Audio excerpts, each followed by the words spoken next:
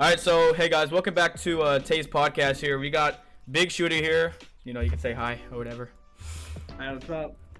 You can introduce yourself if you would like. I'm BigShooter. I guess introduction. I guess is just came off winning the Super Bowl.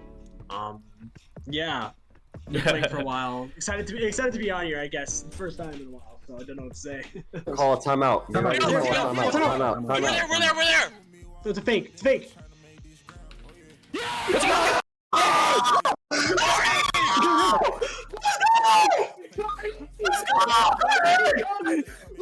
Yeah. So now we have Cartel Merce. I don't know how to say his name. Sorry. So. Yeah, you're good. You can just call me Epic. All right. I've also been here since like season 3 and finally won a Super Bowl ring. So yeah, feeling good. Nothing much else to it. Yeah, that's fine. All right, great. Now here we go. We have I think this is Quantum. I would say this is yeah, Quantum here. All right, you can introduce yourself. I'm Quantum, old man of LFG. My first reign in almost 4 years, so it's all good. Greatest LOS in the league. That's good. That's good. Anyways, so BigShooter, how do you feel about this beautiful win like 2 nights ago? Honestly, it's kind of surreal in a way. Just like coming out of the gate in this season, it looked terrible. I got mercied like 2 games. Went down to D2, did mediocre, had to replace some players, and just out of the gate in Series 3 just did great and somehow managed to win a ring in the first time in my 99 season. So it just feels great, honestly. Yeah, so this is your first ring, I believe? Yeah, this is my first ring. Okay, that's all right. So what about you, Epic? How do you feel about this victorious win like 2 nights ago? Yeah, I mean, going off Shooter said, we started off 0-3, went 2-1 at D2, and then we just didn't lose a game after that. I think we really figured out the 99 game. Definitely the changes were made to benefit the team. We had, I think, just like chemistry. We rebuilt the team in a way that it was similar to our Season 2 team when we made the Super Bowl the first time. We got blown out by Graf in that game, but you know, we had the changes that we made. I think definitely in the deep core too. We replaced Tripwire, and I forget who our original free safety was, but we replaced them and had a more like chem-oriented team, and it definitely propelled us to the Super Bowl. I think that chem was kind of underrated until now. People can see that. Yeah, definitely. So like I saw there was a whole playoff prediction where what's his name BigShooter was gonna get first rounded, you know, by who did they play against? Dumptic, I think. Supporter, right? Yeah. So that's what I've heard before, but yeah, I'm gonna pass it off to Quantum. How do you feel about the, you know, when you did? Yeah. All right, my bad. Can you still hear me? I'm having trouble with my AirPods here. We can hear you. Yeah, we can hear you. Okay, good. It just feels great. Like as Stuart said, we had a very rough start to the season, but we reorganized. We found a good game plan. I believe, other than I think the Bills, we were the only team to run 2 centers, and I think that helped Shooter more than if he had 3 centers. But I feel like because of how 99's played, having that extra wide receiver for Shooter to throw to was huge, rather than the time gain from that 3rd center. I think that advantage is what propelled us over teams like Champ and Mezzo. Of course, we did get pretty lucky against Mezzo in that 4th and 25, and now Mezzo's trying to screw around, so that is his fault. But it all came together. It was a great run. My prediction was 14 out of 15 because fucking H-Rupt wants to shit the bed. But other than that, it was perfect. That's good. All right, so there's a question that Sprite wanted to ask. Hey, this is specifically for BigShooter. Watching that stream, the game was a very, very interesting game. I just want to say you got some balls there throwing that deep into a check down. But I noticed in the start of the 4th quarter, me and Tayeez noticed a shift in momentum in your favor, and like I mean a little bit out of your favor near like the end of in the middle of the 4th quarter. What was going on in your head when you were like making passes and stuff? I just want to know what you were thinking, how you felt, how was the environment. God, I think at that point it was just I stopped like overthinking. I feel like a good portion of the game I'm just like thinking and just like breaking it down, and then at that point in the game I was in like a rhythm where I was like I'm feeling it. I'm not missing any of my passes. We did not get stopped a single time in the second half. Like we scored every single drive to be except for that the last drive we were just trying to milk out the clock and we just turned over the ball because we milked off like 2 minutes of clock. Every single drive other than that we scored. You know, you need a final drive to do it too, before we turn it over. But I guess it just came down to feeling, and I was just like, I know it's there. I see a guy like Luga gets dragged like one area, Deke gets dragged somewhere else, and I just know what's going to be open based on how they rotate every single play, and I was able to just keep things rolling every single time because I was in a rhythm. Yeah, that's a nice. yeah, that's a nice, very nice answer to that. So I have another question. So what do you think the hardest challenges was going against Champ? Definitely the hardest challenge is just God, that's a tough question. Champ is just such a complete quarterback. I think the biggest challenge will always be just being able to get enough stops because no quarterback has ever really played perfect in a Super Bowl. So I think it's really down to just your defense has to get stops to be able to keep your quarterback in a confidence standpoint the entire game. And I guess Champ really brings down the confidence of their quarterbacks because he plays so perfect. He's able to game manage so well. And I think that's really the toughest thing about him is that he's able to demoralize opponents because he's able to control the ball so well a lot of the time. Yeah. I can answer that somewhat as well.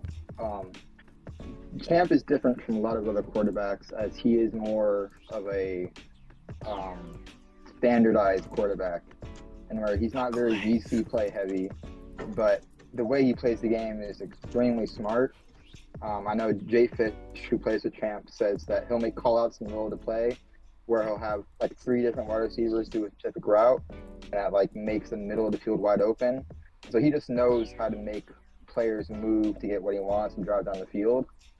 And so the key to this game is getting the pressure on the Champ, as because he uses 3 centers, we were going to have 1 more corner than he had wide receivers. So if we could just apply that pressure before they spread us out too thin, we were going to be able to get some stops on him. And of course, we managed to get 2 wins, including Cardi's game win and a 2-point conversion. Okay, so like, you got it. Sorry, my fault. Yes, you. I just want to say, y'all were like, especially Cardi, that guy with a very nice in. That was a great read, but I want to shift it back to the big shooter here. There's like a lot of quarterbacks are very different. As I said, I love the glaze on Champ. He deserves it. A shit ton of rings. But this is what everyone at LFG is curious. Especially like the underdogs, like the people who aren't like, you know, like you, Graf, and other people. How do you prepare before not even just a playoff game, a Super Bowl? What was your preparation? Like, I get it, labs, but like I want to know like the big shooter warm up. You know, could you if you're fun? Today? Yeah, sure. I don't mind at all. I mean, telling anyone this is not going to give them any sort of like insight to how it's going to prepare to me. So, I mean, I basically started off the day and I said I need to get like 2 to 3 QBBs down, ideally early in the day, because I know the majority of Champs, at least for Western players, and the likeliness that they'll be online during those early day QBBs is much less. Because I mean, who's going to be on FF like on a Monday at like I don't know, like I will. So like 1 o'clock their time, 1 o'clock their time, which is really actually 4 o'clock Eastern, 1 o'clock Western time. So that's not really going to like it's a time that they're most likely not going to be able to join and like spy on me. Then I just take a couple hours to relax. For Juan, who says that I shouldn't like overplay because then I'm gonna start overthinking. So just relax for a couple hours and then just sat down and lab my mechanics and BC plays. Also, yeah, but that's kind of the plan that I went through. And one thing real quick, one more player's trying to join. If you're able to open up the spot. Yeah, no, yeah, I just unserver locked if he wants to join now. Okay, Derek, you joined it. We're good. I'm probably just gonna have to stand up. I forgot to make more seats, but it's fine. It's all good. It's all good. But yeah, that's. Is your they said your heater is on right now. That's why your mic's kind of like bugging a little bit, shooter. Yeah, it's the noise suppression collides a lot with it. I have really loud heater because it's cold where I live. Yeah. I understand. So, I just wanted to know, shooter, because like it's very, I feel like it's just very like heart, like I don't know, just very nerve wracking to be in that type of position. You know, how do you like calm those nerves down like before you do that game? You know. I guess it's less of just calming it and just saying that what's gonna happen is gonna happen. It's gonna be there. I just need to like battle through it. I guess. You can't. Sometimes with some of those like nerves, that's not really calm. It's just how you play. It's how you bounce off of it more than that. Because I mean, unless you're like, well, Champ's probably not nervous after he has already so many rings. But like, if you're like still new to it, you're gonna have you're gonna have so many amount of nerves. It's just you gotta be able to control it well. You're not gonna really be able to terminate it. Okay, yeah, that's all right. How about okay? So I'm gonna bring it over to Angie here or whatever. Who's this? What's his name? Player? Derek. So how do you feel about this ring that you've obtained? Honestly, like, I feel like I don't know how to explain it. Like, I feel like you get your first ring, it's like whatever. The process of doing it and being with Shooter, I'm not gonna lie, like it was very like it was a long route. So I say I enjoy it. I feel like I guess you can say. Okay, so like you've been with Shooter for a while. That was trying to I've say. been with Shooter for a while, so I pretty much like I'll say Shooter. What season I went to? I kind of forgot. I think it was. I want to say season 22 was like so like season 22. Like playing against Shooter, like I kind of saw the potential in him. And one thing about Shooter is he always had a good blocking core, and that's one thing you really kind of need to go far. And as you can see, a good blocking core and a good defensive core, you can take you far. As you can see, Nutty kind of like carry us on defense. Oh yeah. So yeah, that's one thing Shooter always had. So I went to Shooter, and every single season I would work on one thing that he was really weak on. And throughout that season, even though he might not even make playoffs, at least he progressed in a weakness and turn it into a strength. And then the next season, he'll be more stronger in his one thing, and that one thing will make him in a game. And eventually, we kept doing that towards every season, and we got more weapons. So eventually, we got Quantum. Then Quantum had some like I guess you can say attributes to Shooter and what that he learned from Snickerball, which was like the Westland thing and doing that, and Shooter just kept developing every single season and now he's in the Super Bowl. Now he won it like a famer. Yeah. Yeah, I just want to say a low-key LFG needs more loyal players, so shout out to player. That's like a really W man, something to do.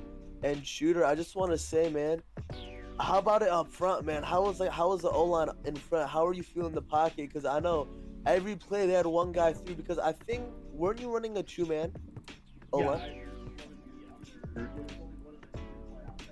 That ran a two-man scheme pretty much with blind core.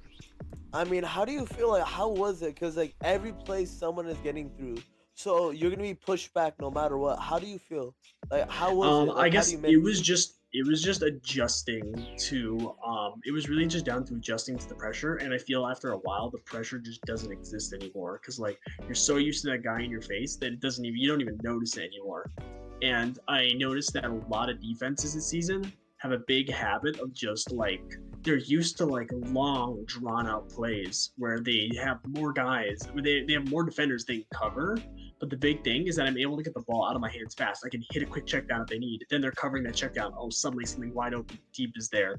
And I just know like I'm never under pressure because I have the pocket presence to be able to know like I'm able to get the ball out at this point of time most likely. Of course, sometimes I'm wrong, the play breaks down, I hold S and I threw it out of bounds. Simple as that. That happens. I'm not saying because like obviously nothing's perfect, but I'm able to hold that ball and make sure I'm able to just find the right thing at the right time and just understand it.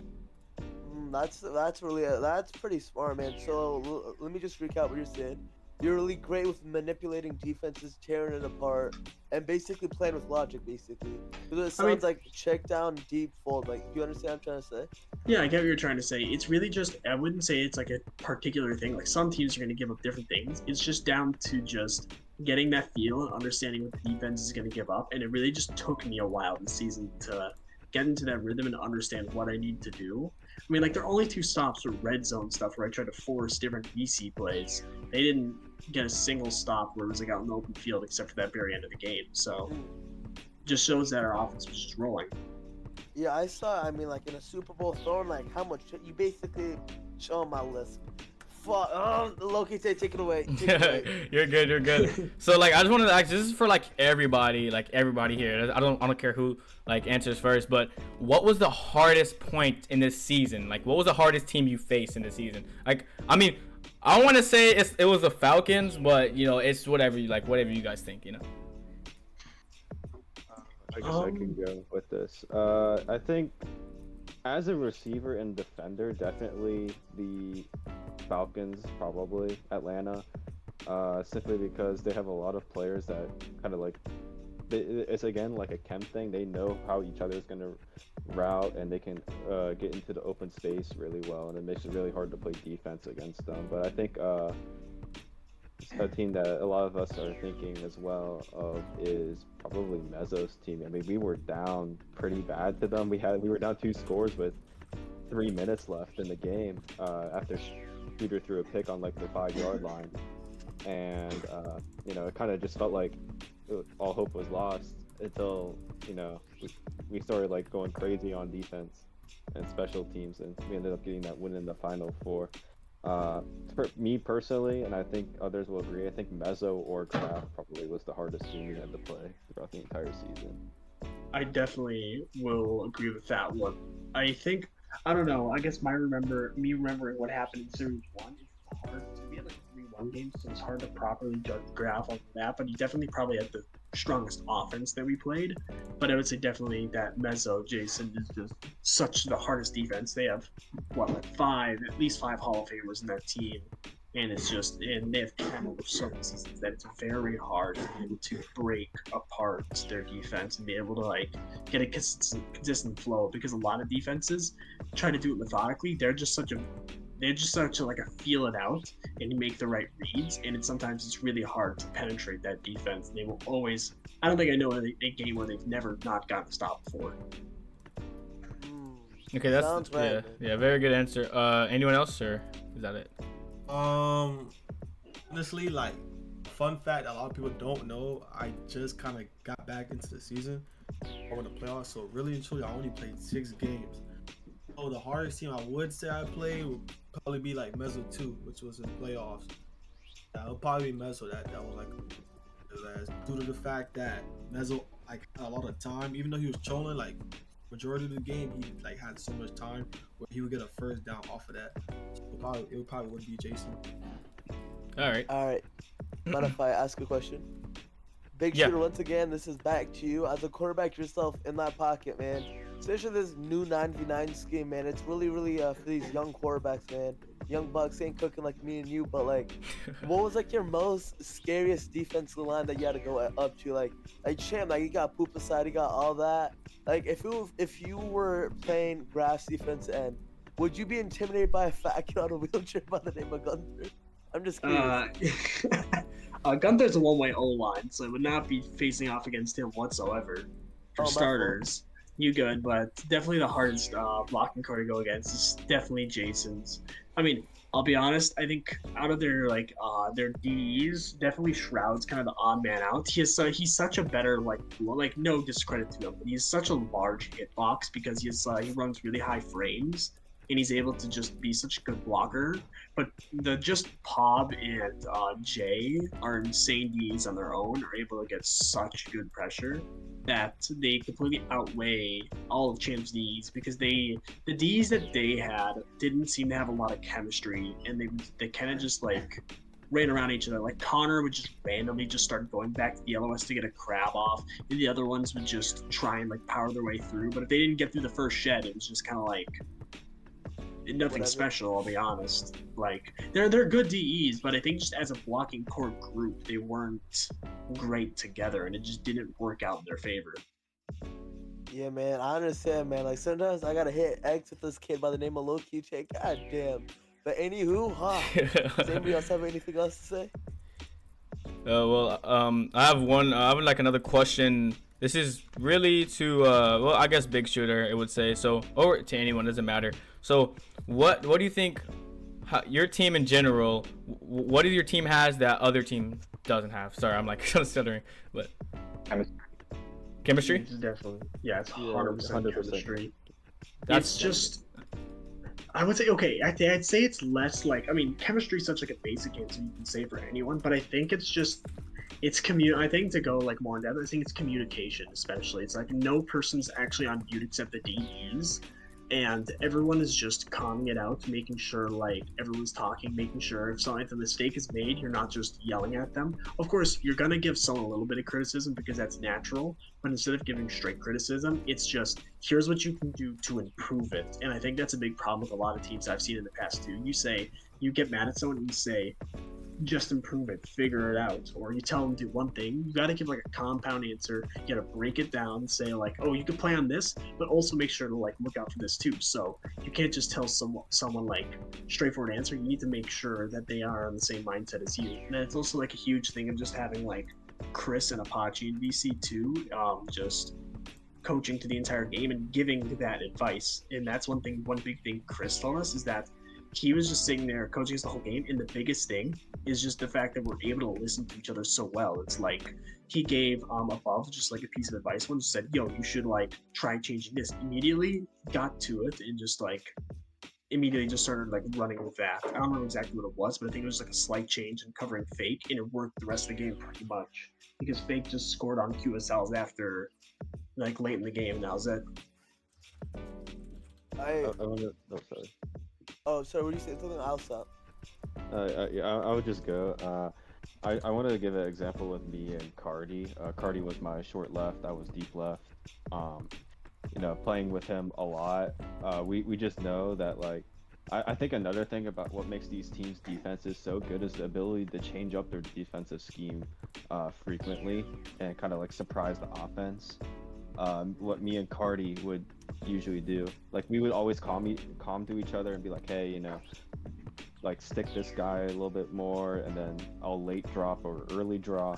But switching from like maybe like zone to man to zone like a lot, making the other team not really know what's gonna happen on defense, and they might force a bad pass. It's really underrated. It worked fantastically against Supporter. I got back-to-back ints in that game in the third and fourth quarter, and then Queso? Sorry, my bad. Yeah. I thought I was on mute. Yeah, Queso Supporter. Yeah, he back-to-back ints on that game, as well as in the Super Bowl. I think Koala and Above were starting to get that sort of vibe, and Koala ended up getting an interception that really should have been for game. But then we got stopped. But then Cardi got that interception on the 2 points, so we won the game anyway. I think that sort of, and like the defensive scheme, being able to change it frequently is a big thing. And at least 99 for sure. Maybe an 88, but 99, 100%. Yeah, man, I agree with. Oh, BigShooter, were you gonna say something? No, I didn't say anything. Sorry. Oh, I can so, look were you add on gonna to say that. something? Add on to that too. All right, go Like, ahead. I feel like one thing we do have different, other than chemistry, is leadership. Like, I'm not gonna lie, we have like a lot of leaders on the team. Like, usually it would just be like, let's say for example, like Chase, and then it would just be like Chase, and then he'll be the only leader on the team. Like with us, it would not just be like Shooter, it would be like me, it would be like Quantum, it'd be like Epic, and then Cardi. It makes the game way more easier for like Shooter, and then him thinking about, okay, I gotta score, and then I gotta make sure I gotta play defense too, and then he also gotta like, it's just like he can think about one thing, that's just cube in. Like, you don't have to be a leader at that.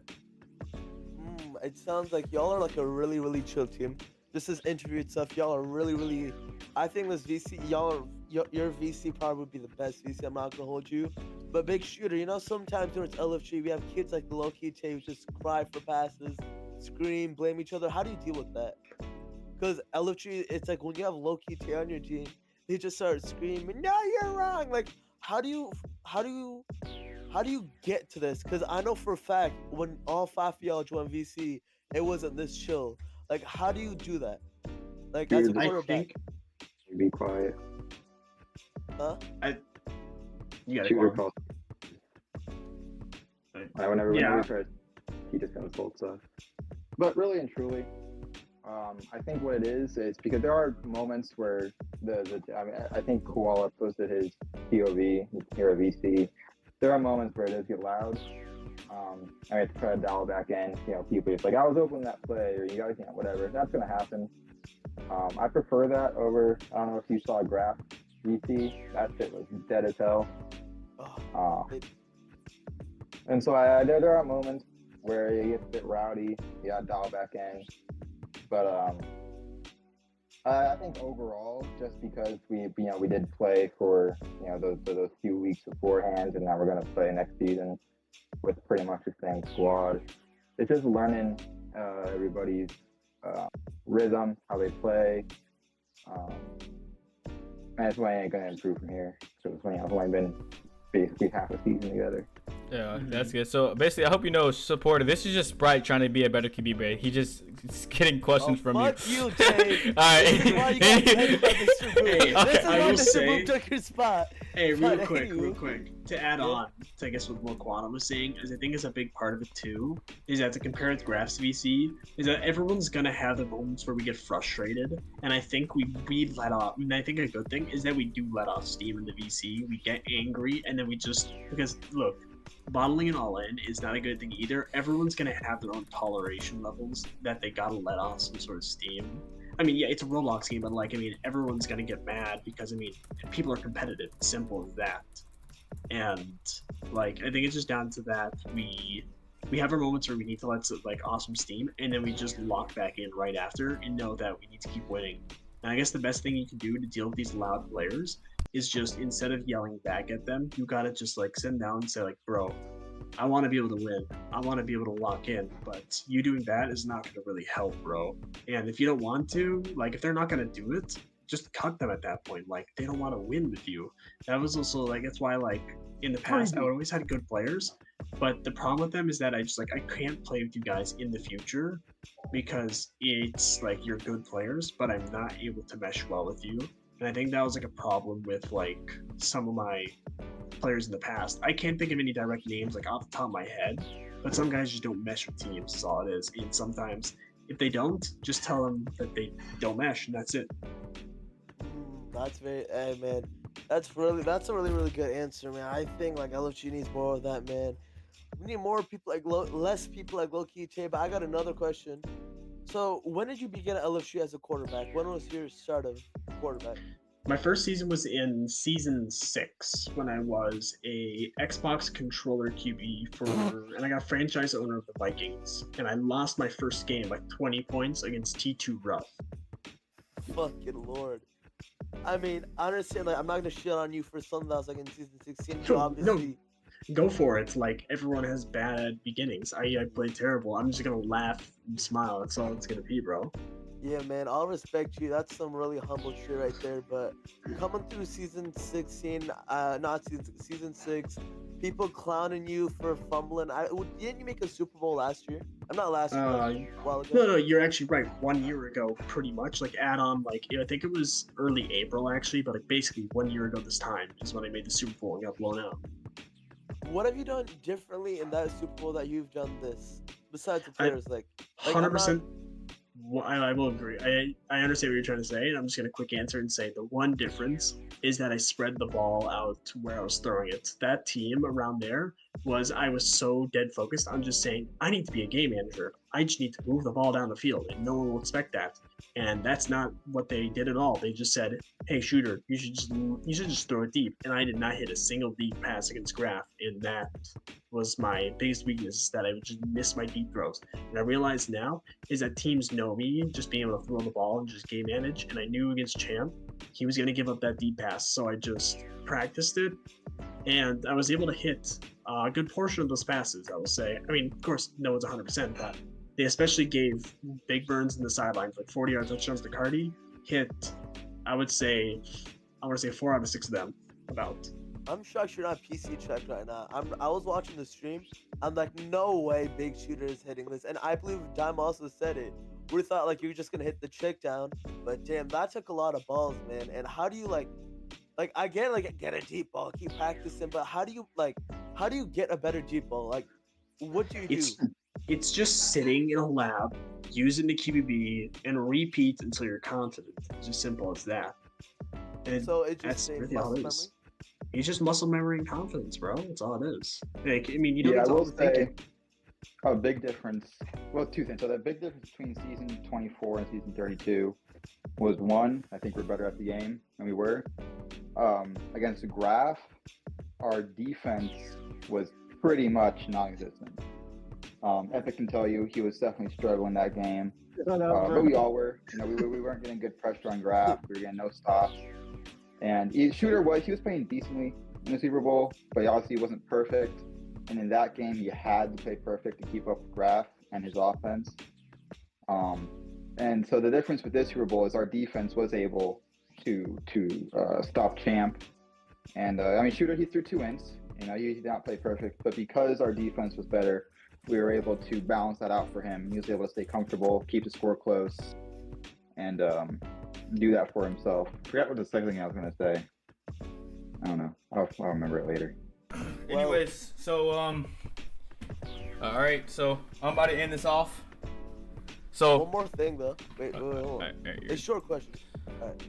Will we see you back season 33 with the same lineup or no? Are we gonna see big ball shooter here with everybody? I'm not gonna. I think I kind of made this a little public. Some people haven't heard this. Maybe this might help. I'm going to, but I won't be able to QB for like a series or 2. Is all it is. So Derek will be QBing those series. Oh, man. I mean, you just go back to D2 at worst, you know? You got it. No, Derek.